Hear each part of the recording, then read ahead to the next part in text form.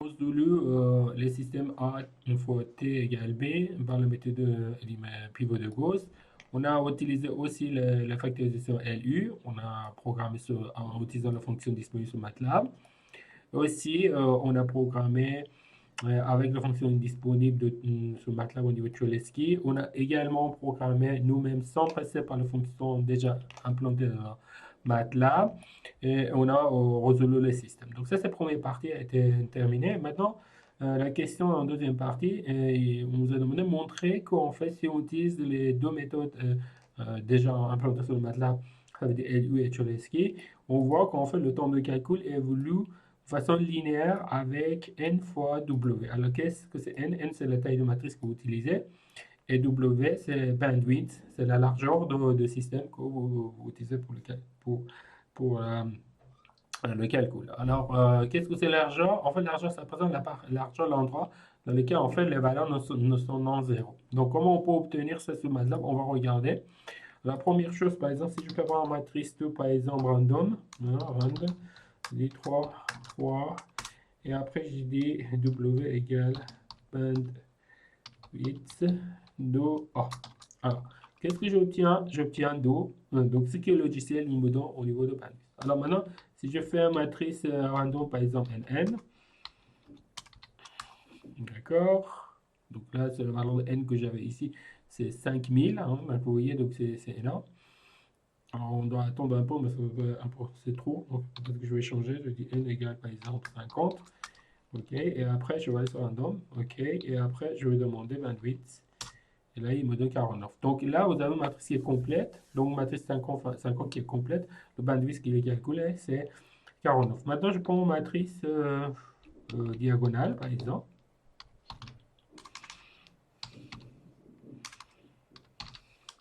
Donc ça, c'est ma matrice diagonale et je demande de calculer la bandwidth de ce voilà, vous voyez, ça donne 0.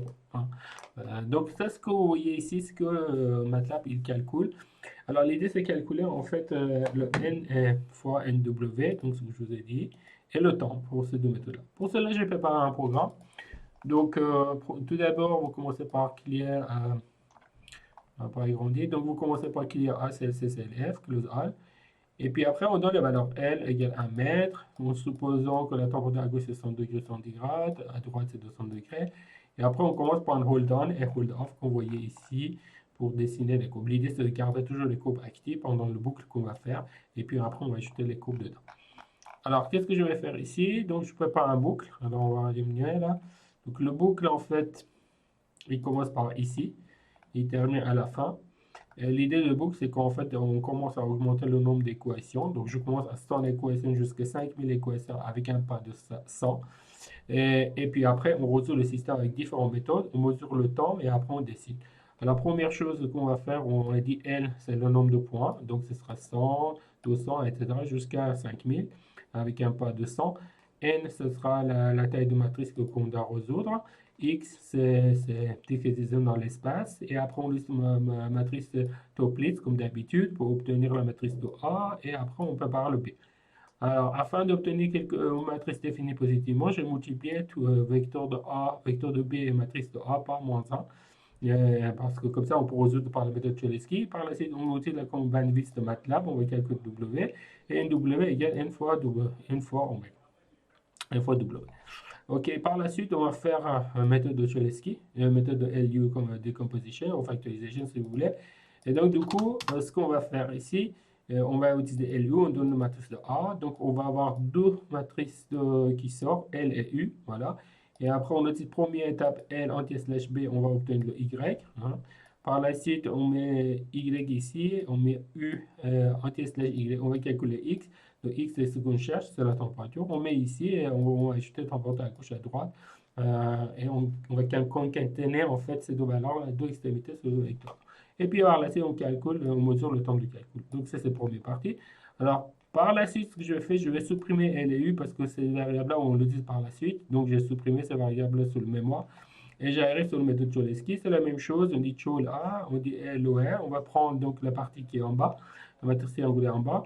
Et où on sait que c'est L transpose. Donc après, on calcule Y égale L en T slash B.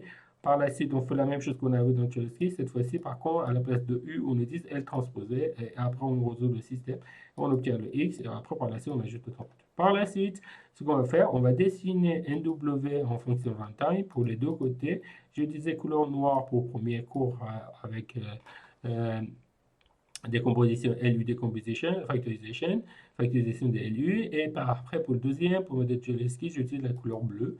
Et après, voilà, X, on a présenté les labels. Et puis après, par la suite, on a les chains pour un peu distinguer ces deux-là. Et une fois que le book est terminé, on fait roll off. Donc voilà. Donc ça, c'est globalement, c'est le programme qu'on a vu ensemble. Donc voilà. Alors, je vais exécuter dans le programme. Alors, lorsque j'exécute, donc ici, comme vous voyez ici, je commence jusqu'à 200, jusqu'à 500 avec un pas de 100. Ça veut dire que je considère que n égale 100. J'obtiens un premier calcul, j'obtiens le temps. Après, je dis n égale 200, 300, 400, jusqu'à 5000. Et comme vous voyez ici, vous avez la LU qui est comme ça, donc il monte.